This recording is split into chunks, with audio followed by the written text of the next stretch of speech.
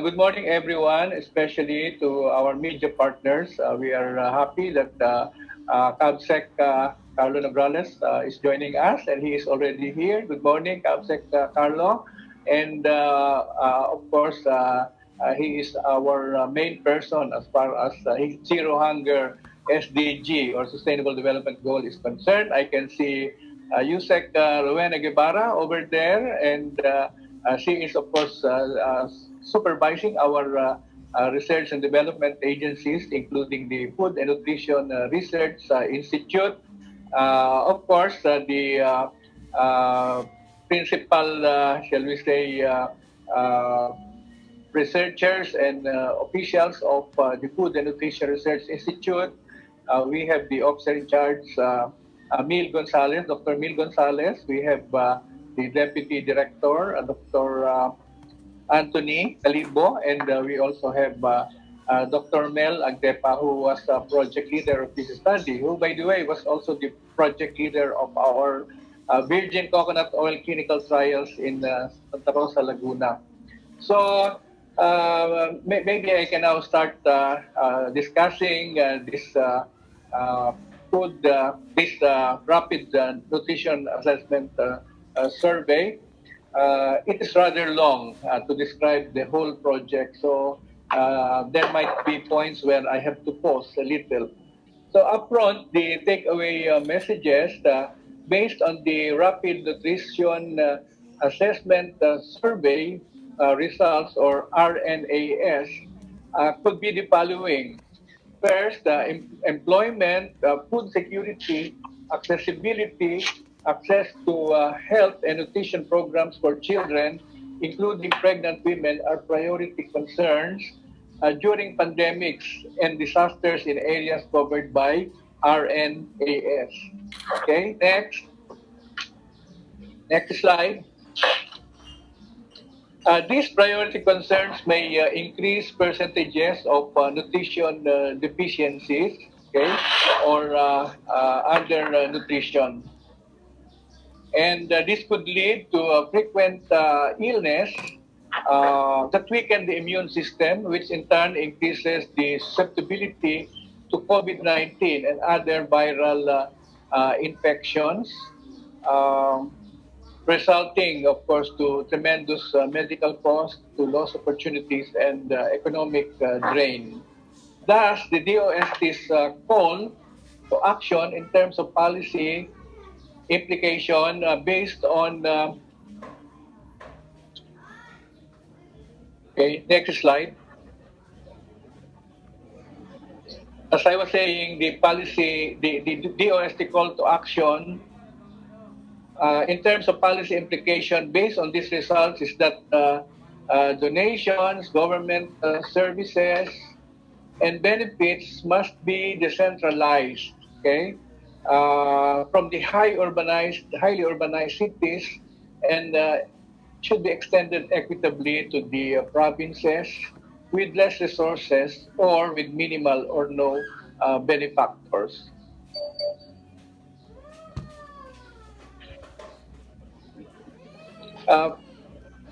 Did I skip this portion? What is RNAS?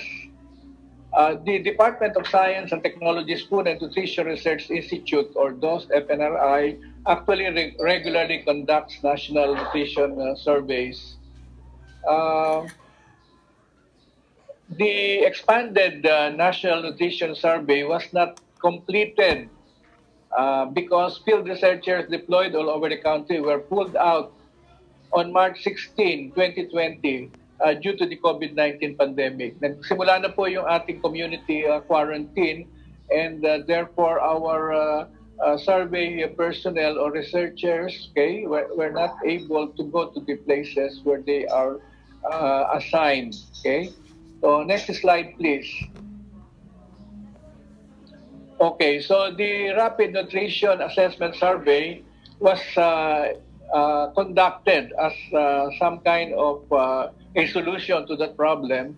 And this was done from November 3 to December 3 of this year so that we can have a snapshot of the nutrition, and food security situation in the country during the COVID-19 pandemic. So as you will expect, this has something to do with surveys using cell phones, etc. Next slide, please. They selected the areas from the list of households covered in the 2019 DOST FNRI nutrition survey, and this was clustered into Luzon, Visayas, and Mindanao. Provinces or highly urbanized cities covered in its major island group were categorized, okay, into low, medium, and high risk COVID-19 infection. One province and or highly urbanized city was selected from each risk category across Luzon, Visayas, and Mindanao. So you have three categories: low, medium, and high risk. And for each category, there was one province or HUC that was selected from each of the major islands. Okay.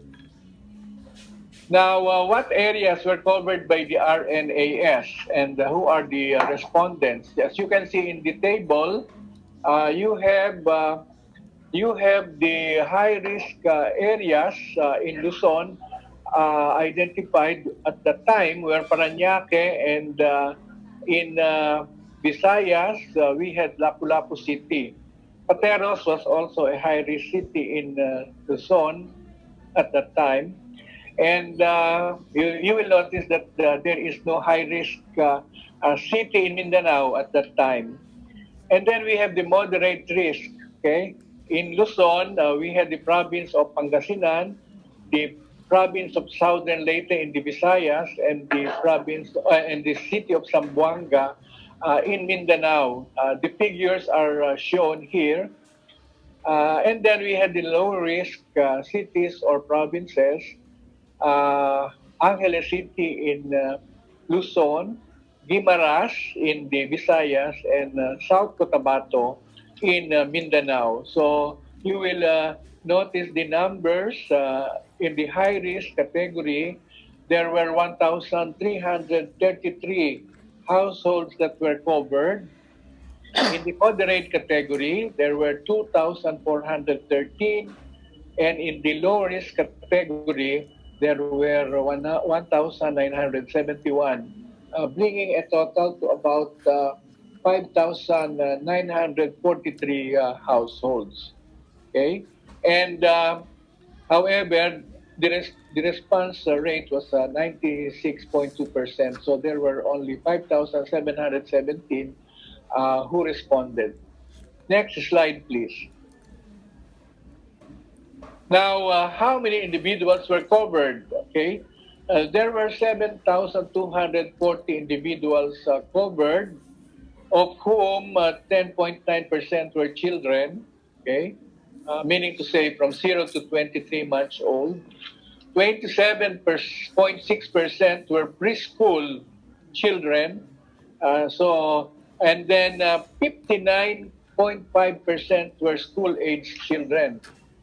Actually, if you total those figures, you have 60, 70. That's already about 88. No, 98%. Were children. Okay, ranging from the under 2 years old up to 12 years old. Okay, and there were also the remaining 2% were pregnant women. Okay, so meron ding children doon sa loob pa. Okay, next slide please.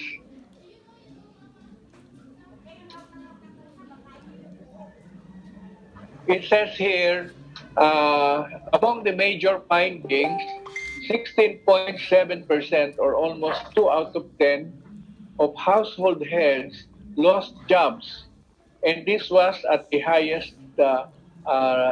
This was highest in the risk areas, in the high risk areas. That was 18.1%. Also, almost 2 in 10 or 17%, on the other hand, had job opportunities, and this was highest in the medium risk areas. So I verified that, and when you say job opportunities, these were for people who lost jobs and also who had really no jobs even before the pandemic. Okay. Now, what were the job opportunities that were available? These were service-oriented and agriculture-related.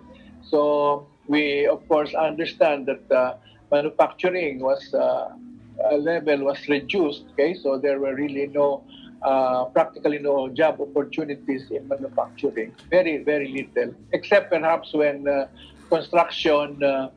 Uh, well, of course, that is service pa rin, ano? When construction was revived. Next slide, please.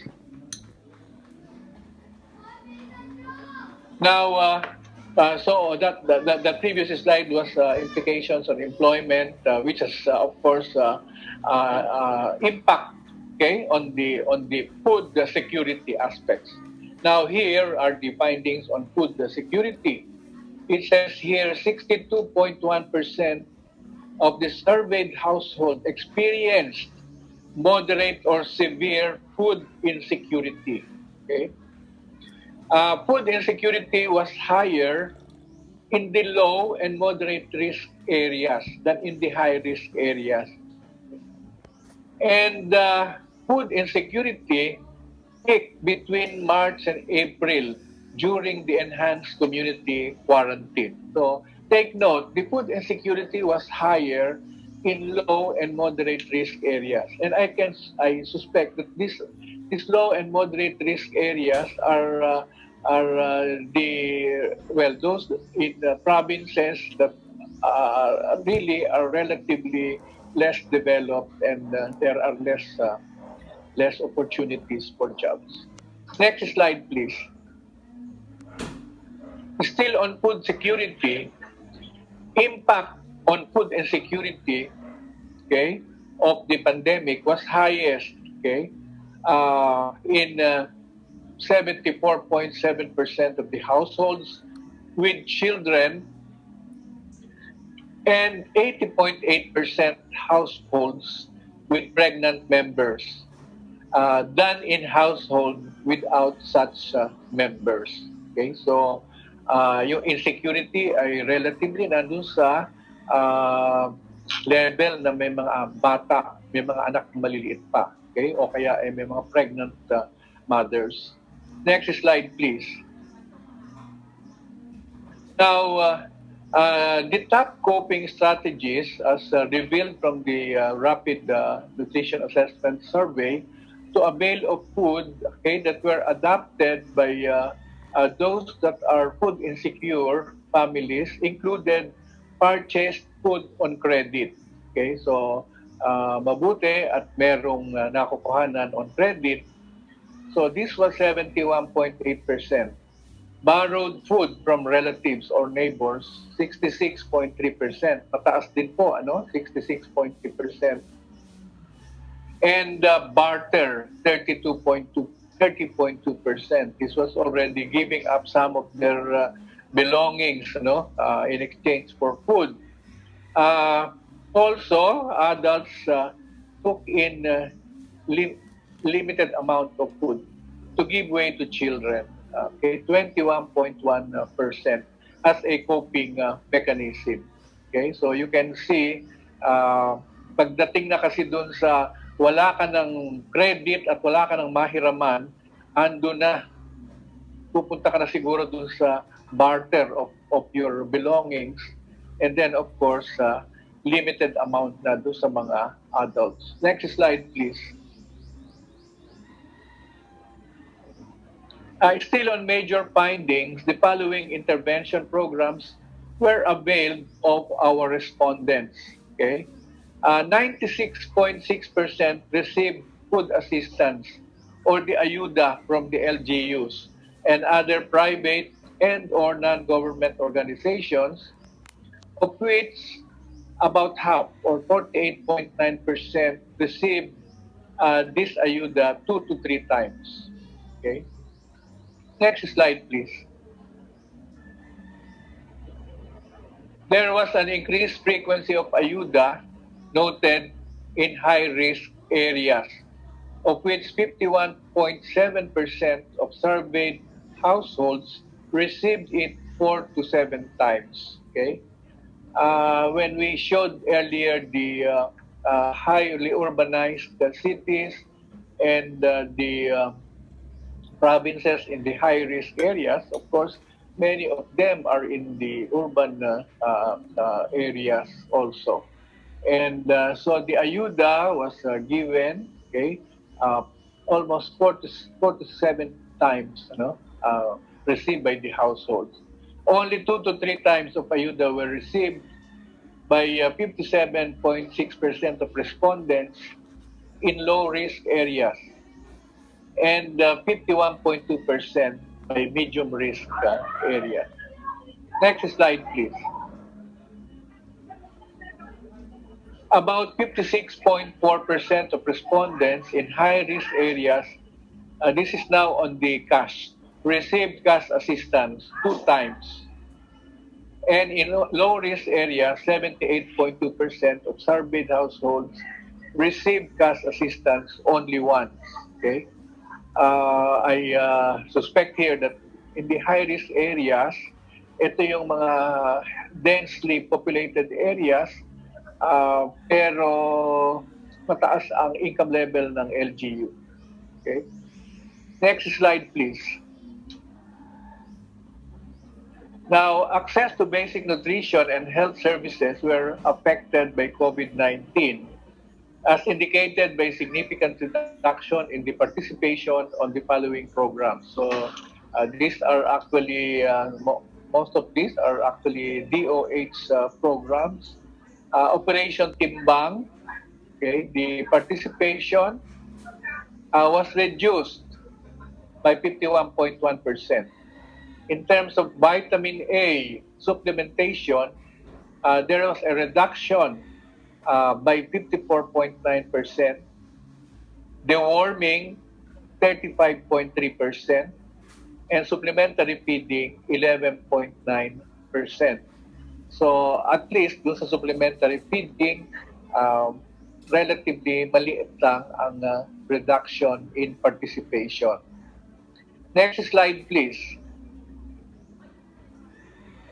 Pero very significant doon sa mga vitamins and the other interventions or programs. Gaps in accessing health facilities, particularly for maternal health services during pregnancy, was also evident, in the sense that 15.5% of pregnant women had no prenatal checkup because of fear of going to any health facility. That was almost 40%, 39.1%. Or they had no available transportation, 34.8%. These are not mutually exclusive, by the way. And 13.0% were not aware of current pregnancy. Okay? Now, 13% also had no money to go to the nearest health facility, and that is related to transportation, I believe. And 13% were busy, had no time, or were not interested. But you can see that big portion was really because of fear of going to a health facility, and 30.8 had no available transportation. Next slide, please. Now, in addition, the barangay health centers was reported by 69.6% to be the most accessible health facility for maternal health services, followed by private clinics, 23.2%. But allow me to inject also my observation. But the barangay health centers were, of course, very busy with suspects and probables and those that need quarantine. And so that is also the reason why there is fear on the part of pregnant women to go there.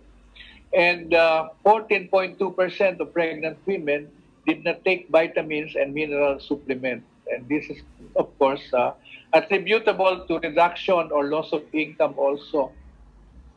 Next slide, please. Now, what was the effect of the pandemic on child feeding practices of mothers?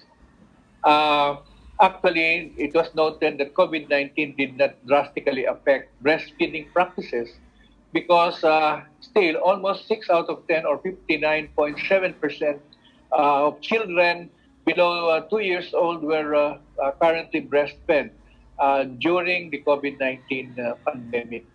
And 6 out of 10 also, 60.8% of children from 0 to 5.9 months were reported to be exclusively breastfed.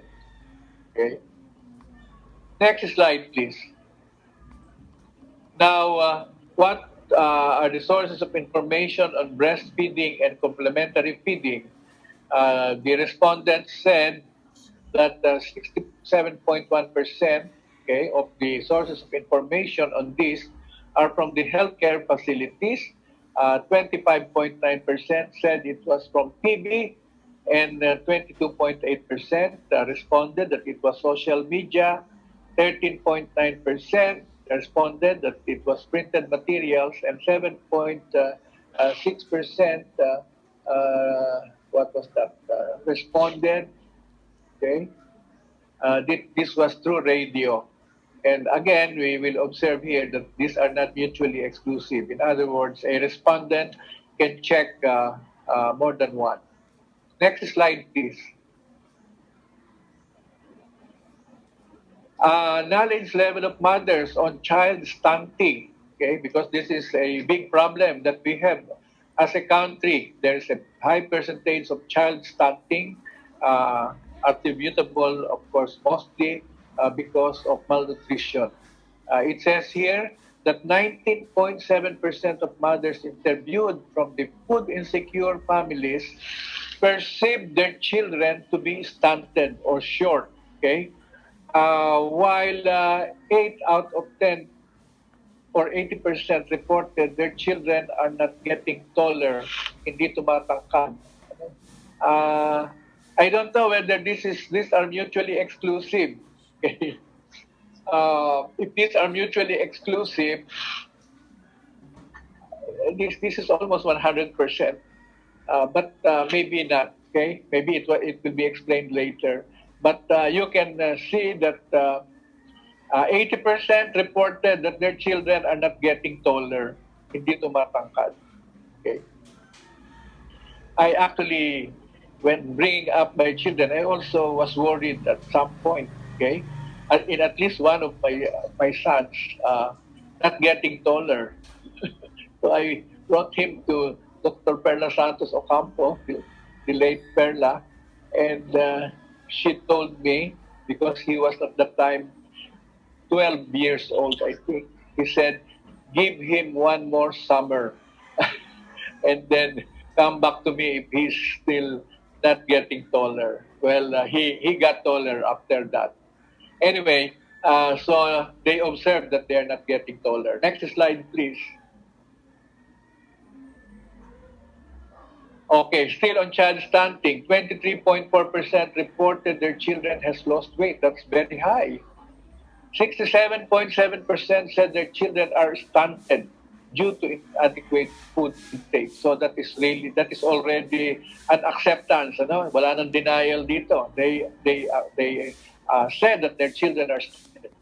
And 39.4 said hereditary or genetic influence was the cause of stunting. I think our experts can comment on that. I think there is also a genetic influence. Next slide, please.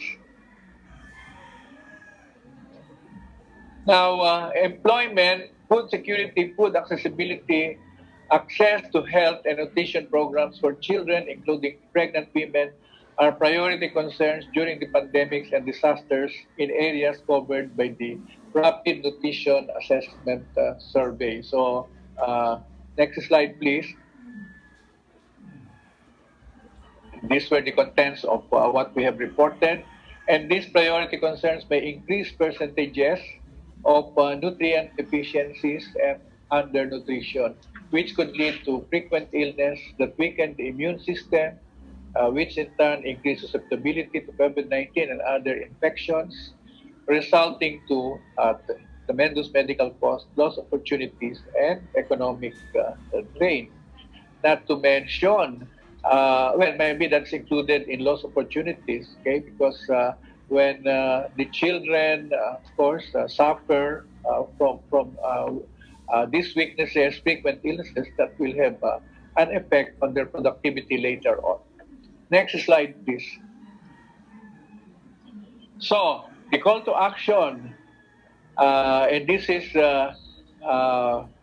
brought forward by our researchers, by our Food and Nutrition Research Institute people.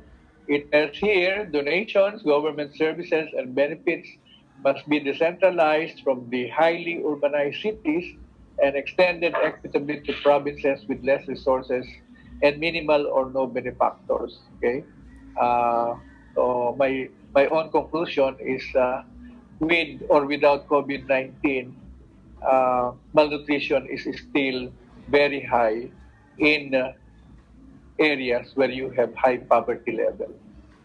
Next slide, please. So I just repeated the takeaway messages, which I already started in the beginning.